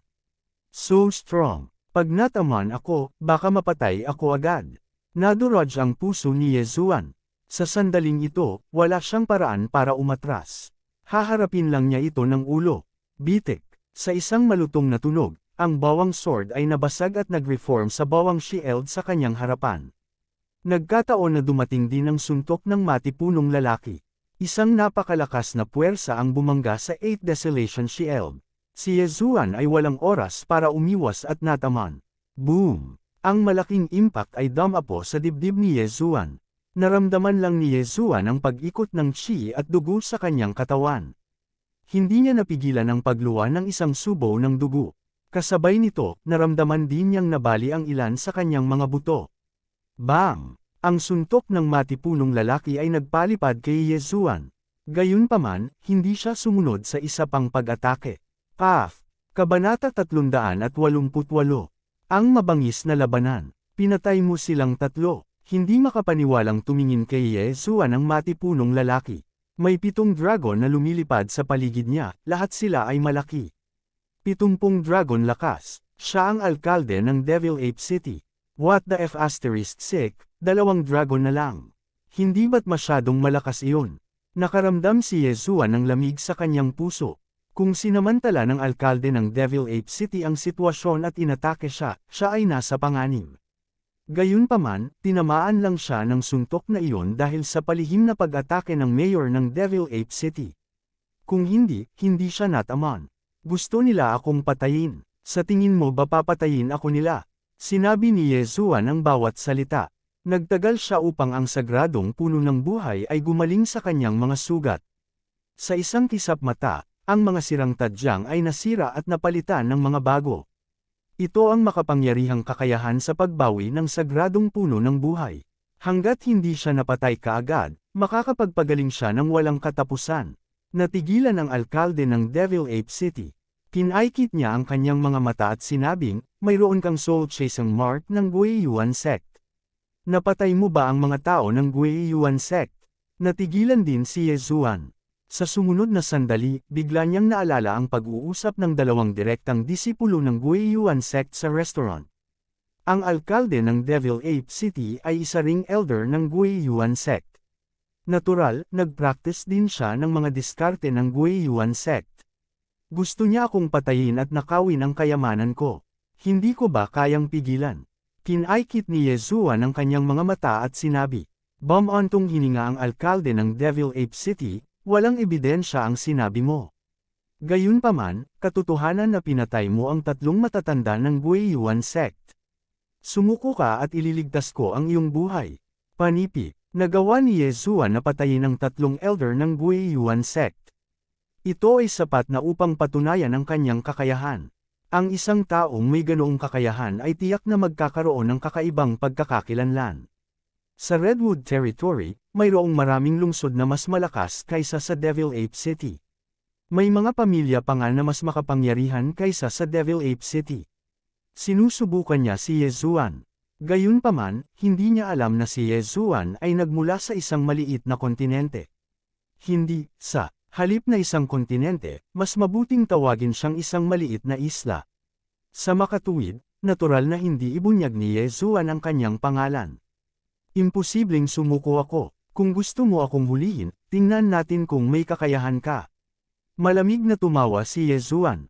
Sa oras na ito, gumaling na ang kanyang mga sugat, at maging ang kanyang true chi ay nakarecover na sa sukdulan nito. Bibigyan kita ng isa pang pagkakataon. Mas mabuting pahalagahan mo ito. Ang iyong 60 dragon power ay wala sa paningin ko. Panipi, kinaikit ng Demonic Ape City Master ang kanyang mga mata. Paano mo malalaman na talagang talo ako sa iyo kung hindi tayo nag-away? Naging malamig ang ekspresyon ni Yezuan. Ngayon lang, napatay niya ang 3 elder ng Guiyuan sect na may lakas na 58 dragon, at isa sa kanila ay 68 dragon. Iyon ay isang lakas na lumampas sa lakas ng 10 dragon. Ngayon, nakalusot na siya sa 60 dragon, habang ang City Master ng Devil Ape City ay may 70 dragon ng kapangyarihan. Iyon ay isang pagkakaiba ng 10 dragons. Gayunpaman, ang lakas ng City Master ng Devil Ape City ay hindi isang bagay na maihahambing ng isang ordinaryong 70 dragons expert. Kailangan niyang seryosohin ito. Kung tutuusin, ang mga bangkay ng Sacred Beast na kanyang nilamon ay hindi sapat para magamit niya ang Beast King Rampage ng isang beses. Sige, dahil hindi ka marunong magpahalaga sa kabaitan ko, makikita ko kung anong karapatan mong pumatay ng mga tao sa teritoryo ko. Malakas na sumigaw ang demonic Ape City Lord habang galit na galit siyang sumugod kay Yezuan. Hindi niya alam kung kailan siya nagsuot ng guwantes. Malungkot na kawalan ng laman palm. Ang Devil Ape City Master ay tumama gamit ang kanyang palad, at isang malaking palm print ang sumairis sa kalye habang ito ay sumugod patungo kay Yezuan. Walang intensyon si Yezuan na umatras. Pinakondense niya ang kanyang Dragon Slayer Sword at ginamit ang bawang sword para mabawi ang pagkakaiba sa True Chi sa pagitan niya at ng Devil Ape City Master. Sa mga tuntunin ng True Chi, hindi siya mababa. Sa bilis, hindi rin naman siya mababa. Sa usapin ng pag-atake, mas superior pa siya sa Devil Ape City Master. Ang Underworld Sword Technique, isang mid-tier na heaven-level martial art, at ang kapangyarihan ng kanyang Sword Saint Bloodline ay nagbigay daan sa kanya na madaling talunin ang malaking palm print. May kakayahan ka naman. Nagtaas ng kilay si Devil Ape City Master. Minamaliit niya si Yezuan. Muli, ang Devil Ape City Master ay umungal at sumugod. Sa pagkakataong ito, gusto niyang lumaban sa malapitang labanan. Sa oras na ito, hindi mabilang na mga tao ang nagtipon sa mga rooftop sa di-kalayuan. Ang labanan sa antas na ito ay hindi isang bagay na makikita sa lahat ng dako. Ang ilang mga mahuhusay na tao ay maaaring matuto ng maraming mula sa labanan na ito at pagbutihin ang kanilang sarili. Gayunpaman, walang sinumang naroroon ang nakakakita ng malinaw sa bilis ni Yezuan. Naririnig lang nila ang malalaking galaw at after images. Napakalakas. Saan nanggaling ang batang ito? Talagang kaya niyang makipag-draw sa City Master. Kalokohan, paano magiging draw? May trump card pa si City Master na hindi pa niya ginagamit. Oo, nariyan pa rin ang Devil Ape Transformation. Mukhang nilinang ng City Master ang martial art na ito sa napakataas na antas.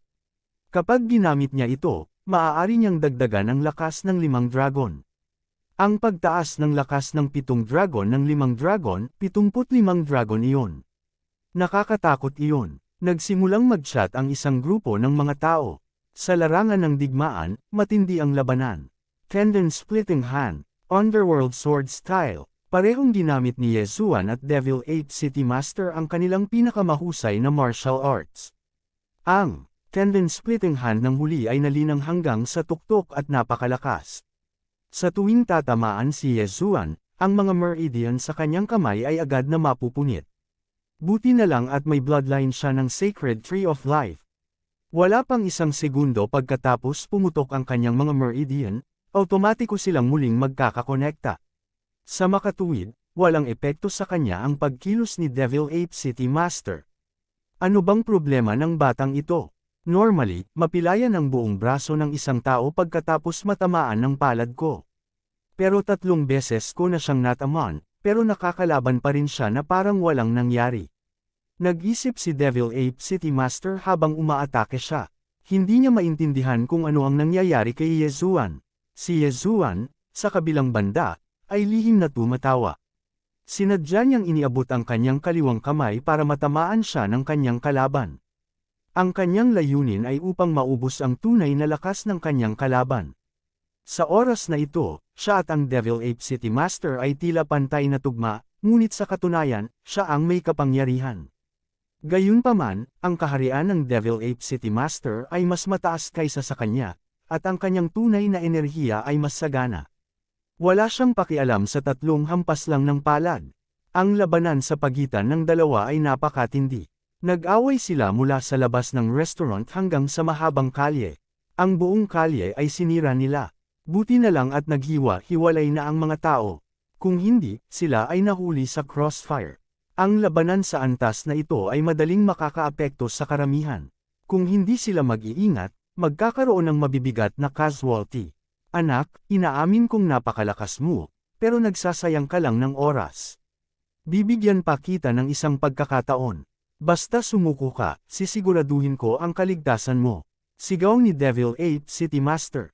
Ito ang 3 pagkakataon na ibinigay niya kay Yezuan. Marunong talaga magbiro si City Master.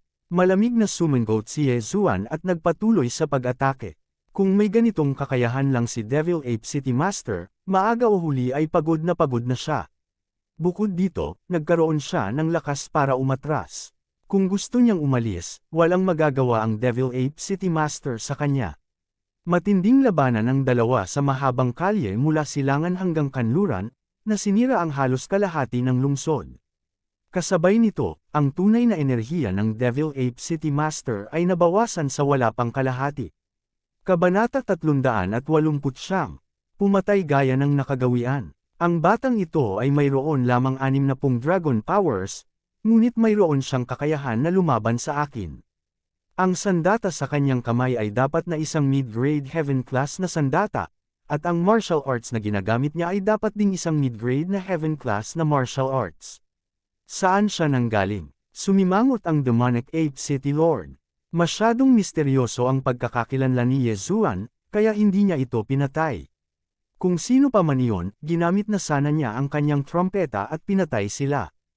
Habang nagmumuni-muni siya sa kanyang puso, hindi niya alam na nag-away na sila ni Yezuan hanggang sa kanyang pintuan. Ang malaking kaguluhan ay agad na nakakuha ng atensyon ng mga eksperto sa City Lord Manor. Di ba City Lord yun? May inaaway ang City Lord. Napakalakas niya. Sino ang batang iyon? Talagang makakalaban niya ang City Lord ng Draw. Cut the crap. Pumunta at tumulong. Sumigaw ang ilang eksperto na may 60 dragon powers at sumali sa labanan. Hindi sila pinigilan ng Demonic Ape City Lord. Naniniwala siya na mas maraming tao ang makakatulong sa kanya na mahuli si Yezuan. Gayunpaman, ang hindi niya alam ay ang mga taong ito ay nagbibigay lamang ng mga benepisyo kay Yezuan. Hahaha, tinutulungan ako ng langit. Nanlaki ang mga mata ni Yezuan. Ang kulang ay ibinigay sa kanya. Basta makalusot siya ng 1 o 2 beses, kaya niyang patayin ang Demonic Ape City Lord. Sa pagkakataong ito, may 6 na tao ang sumugod palabas ng City Lord Manor. Lahat sila ay mayroong 66 na dragon powers pataas, at ang pinakamalakas ay mayroong 68 dragon powers. Agad na sumali ang 6 sa labanan, na nagpapataas ng pressure kay Yezuan. Maganda kung magagamit ko ang Beast King's Rampage ng 1 beses. Pakiramdam ni Yezuan ay walang magawa. Bagamat mga benepisyo ang mga taong ito, hindi ganoon kadaling patayin ang isa sa kanila habang napapaligiran ng 7 tao. Kung mayroon siyang sapat na sagradong bangkay ng hayop, maaari niyang gamitin ang Beast King's Rampage. Ito ay magbibigay daan sa kanyang 60 dragon powers na agad na tumaas sa 80 dragon powers, na nagbibigay sa kanya ng kakayahang patayin ang lahat sa isang iglap. Sa kasamaang palad, hindi niya ginawa. Medyo kulang pa ako sa mga bangkay. Hanggat nakapatay ako ng 1 o 2 tao, at kung hindi masyadong masama ang swerte ko, dapat ay nakakakuha ako ng sapat na mga bangkay. Napaisip si Yezuan habang umaatres siya. Ang mga taong ito ay pawang mga eksperto na may 60 dragon powers, kaya tiyak na magkakaroon ng mga sagradong bangkay ng hayop na may higit sa 60 dragon power sa kanilang mga singsing. Sa makatuwid, nagpasya siyang ibigay ang lahat. Brat, mamatay ka! Ang 68 Dragons martial artist ay biglang bumaril at itinutok ang kanyang espada sa dibdib ni Yezuan. Ngunit sa pagkakataong ito, walang intensyon si Yezuan na umiwas. Mag-away tayo. Sa harap ng pag-atake ng taong ito, hindi umatras si Yezuan. Sa halip, sumugod siya pasulong habang ang kanyang dibdib ay namumutla. Ano? Gulat na gulat ang 7 naruroon. Itataya ba niya ang kanyang buhay? His! Habang sila ay gulat na gulat, isang malutong na tunog ang umalangaw-ngaw. Nakita nila na ang dibdib ni Yezuan ay tinusok ng mahabang espada. Kalahating daliri lang ang layo nito sa puso niya. Baliw! Nakakaloka! Ito ang pagsusuri ng 7 tao kay Yezuan. Moherf asterisk sacker, hindi ako nasaktan ng wala lang. Babayaran kita ng buhay mo. Kinagat ni Yezuan ang kanyang mga ngipin at nagpadala ng isang slash na puno ng aura ng kamatayan, na ikinamatay ng cultivator na tumusok sa kanyang dibdib. Pagkatapos, iniligpit niya ang interspatial ring ng kabilang partido. Lamon, ding! Ang host ay nakalusot sa 61 Dragons of Strength. Ito ay magandang balita. Ngunit ito lamang ang unang piraso ng mabuting balita. Tama na ang mga bangkay. Ang mga mata ni Yezuan ay kumikinang ng maliwanag. Ano? Nang makita si Yezua na biglang bumuo ng bagong dragon, ang 6 na taong naruroon ay nagulat lahat. Hindi maganda, biglang nagtaas ng kilay ang Devil Ape City Mayor. Naramdaman niya na si Yezuan ay naglalabas ng lubhang mapanganib na aura, kaya agad siyang nagdesisyon. Pagbabagong Devil Ape, agad na ginamit ng Devil Ape City Mayor ang kanyang trump card. Pagkatapos, nagsimulang tumubo ang kanyang buhok.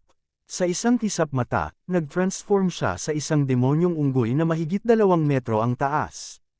Ang bilang ng mga dragon na lumilipad sa paligid niya ay tumaas din sa 75 dragon. Haha, kaya mo yan pero kaya ko din. Napaungal si Yezuan sa langit.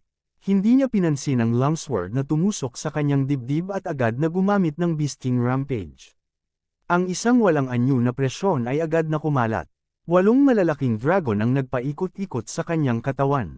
80 dragon ng lakas, 80 dragons of strength, kasama ang 2 agility advancement ng Beast King Bloodline, na ginawang kasing bilis ng kidlat si Yezuan. Rip, rip, rip. Ang mga ulo ay sunod-sunod na itinapon sa hangin na sinasabayan ng malulutong na tunog. Sa isang kisap mata, 6 na eksperto mula sa City Mayor's Mansion ang pinatay ni Yezuan. Ding! Ang host ay nakalusot sa 62 dragons of strength. Nang tumunog ang notification na ito, muling dumami ang bilang ng lumilipad na dragon ni Yezuan. 81 dragon. Ang bilis din niyang tumaas muli. Ngayon, alam na ng Devil Ape City Mayor na nasaktan niya ang isang walang katulad na henyo. Sa pagkakataong ito, babayaran niya ang presyo sa dugo. Damn it! Ang Devil Ape City Master ay nagmura sa kanyang puso. Maya-maya pa ay lumipad ang ulo niya sa hangin.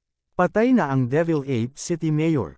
Pagkatapos ng kanyang kamatayan, ang kanyang interspatial ring ay natural na nahulog sa mga kamay ng nagngangalit na si Yezuan.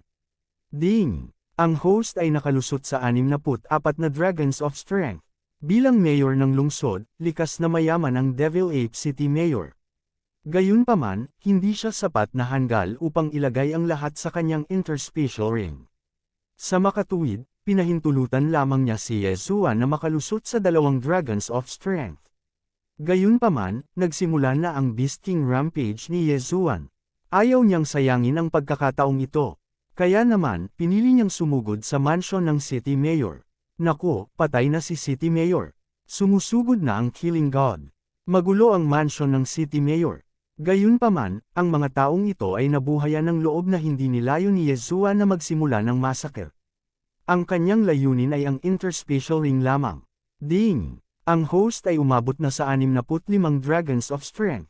Ding! Ang host ay umabot na sa 66 na dragons of strength. Sa paglipas ng panahon, si Yezuan ay nadagdagan pa. Sa tuwing makakalusot siya, tataas ang kanyang experience points. Sa makatuwid, ang pagsalakay sa mansion ng City Mayor ay pinayagan lamang siyang makalusot sa 2 dragons of strength. Gayunpaman, hindi ito masama. Ngayon, mayroon siyang bilis na maihahambing sa 80 dragons of strength. Sa araw na ito, ang Devil Ape City ay nasa kaguluhan. Malamang na mabilis na kumalat ang balita tungkol sa pagkamatay ng Devil Ape City Mayor. Napatay ko ang Devil Ape City Mayor at ni-raid ang City Mayor's Mansion.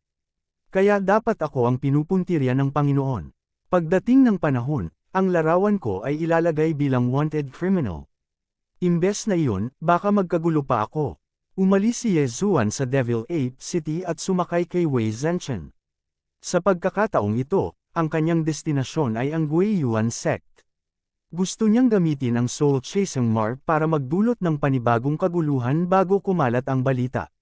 Ngayon, naunawaan na niya ang lakas ng Guiyuan Sect. Ang sect leader ay isang eksperto na may 85 dragons of strength.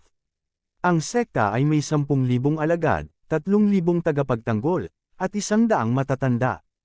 Tinansya ni Yezuan na sa pagkakataong ito, dapat niyang maabot ang 70 Dragon of Strength, o mas mataas pa.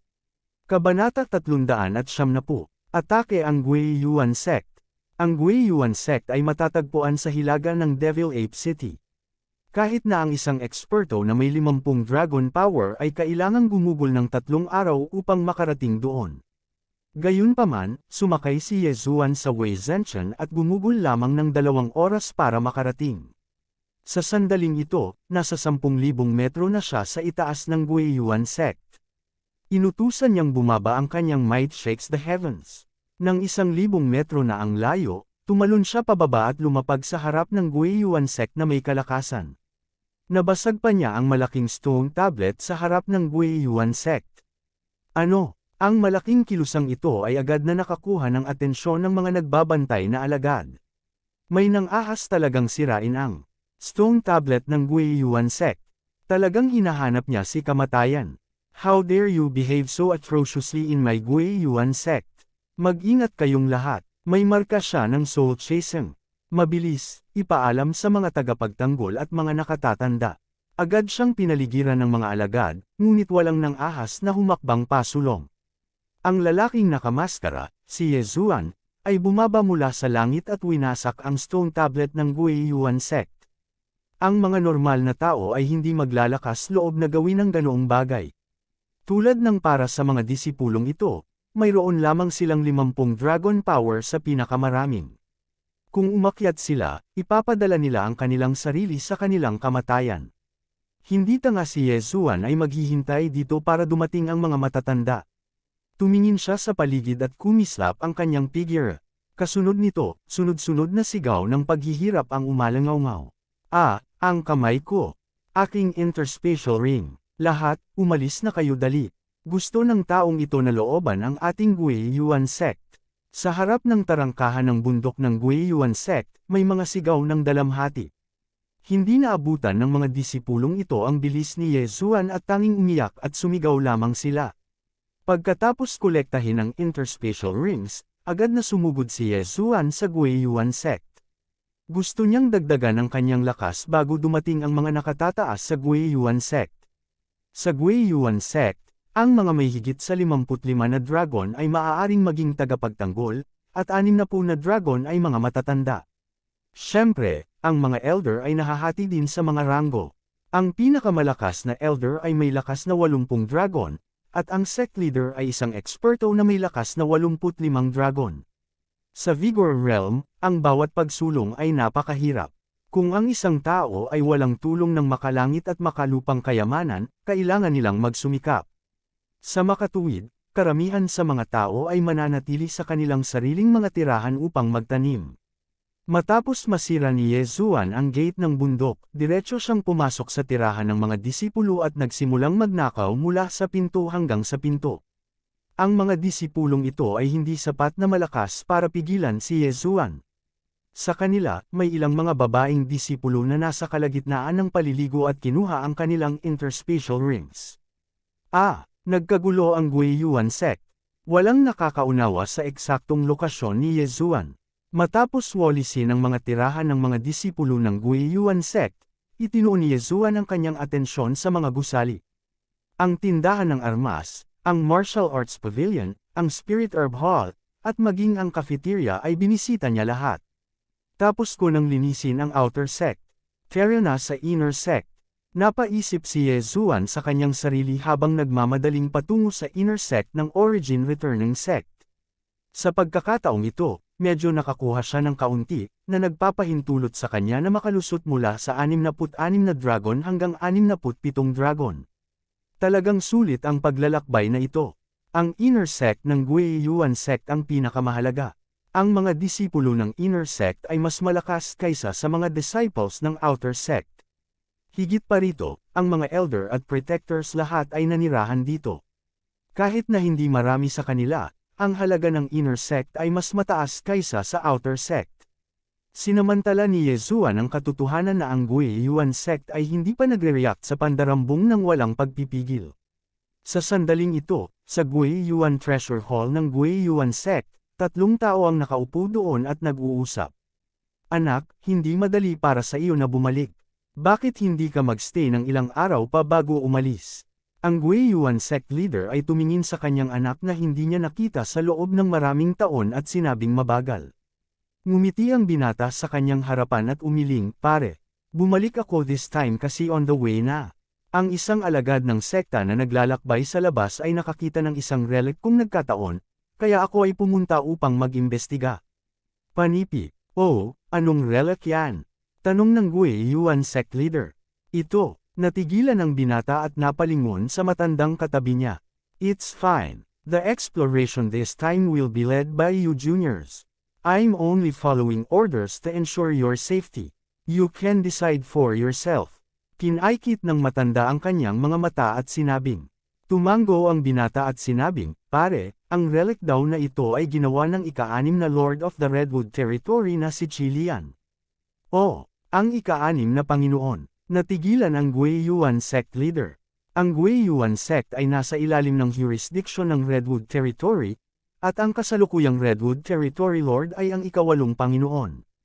Kaya naman agad niyang naintindihan. Yung pang-6 na Lord, malaki raw ang laban niya sa isang eksperto tapos nawala. Sa oras na iyon, nakapasok na siya sa level 1 Chi Controlling Realm at ang kanyang lakas ay pambihira. Bukod dito, siya ay bihasa sa pagdadalisay ng mga bangkay. Minsan na niyang nilinis ang 2 pilak na bangkay na maihahambing sa level 1 Chi Controlling Realm experts, paliwanag ng binata.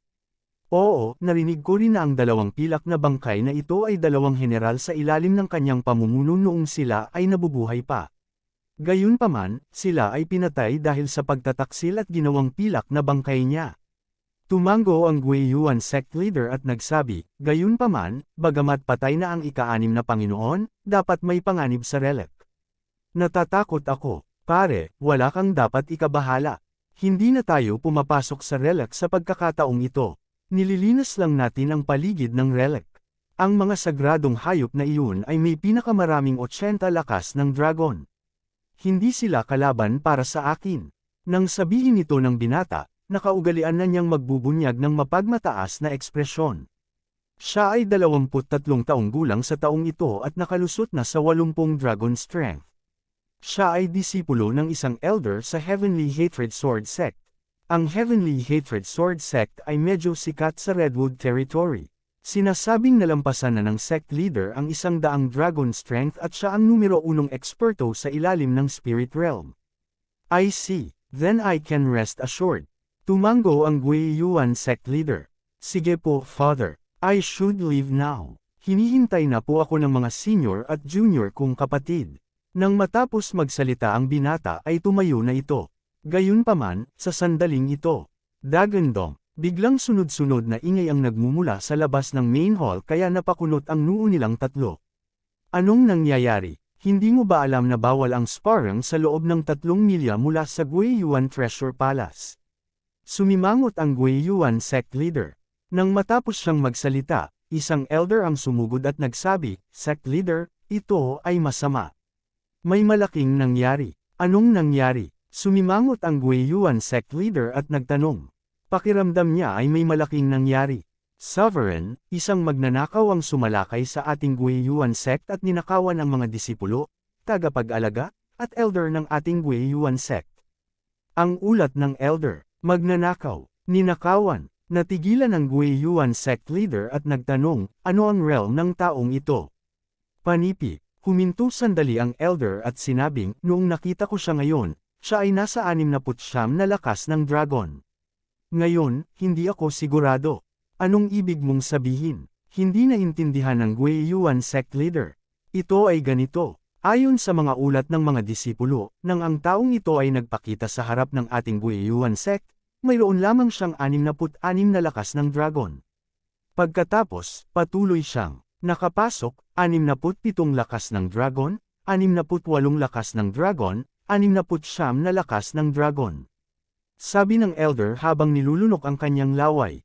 Ano, sa napakaikling yugto ng panahon, nakapasok siya mula 66 na lakas ng dragon hanggang 69 na lakas ng dragon.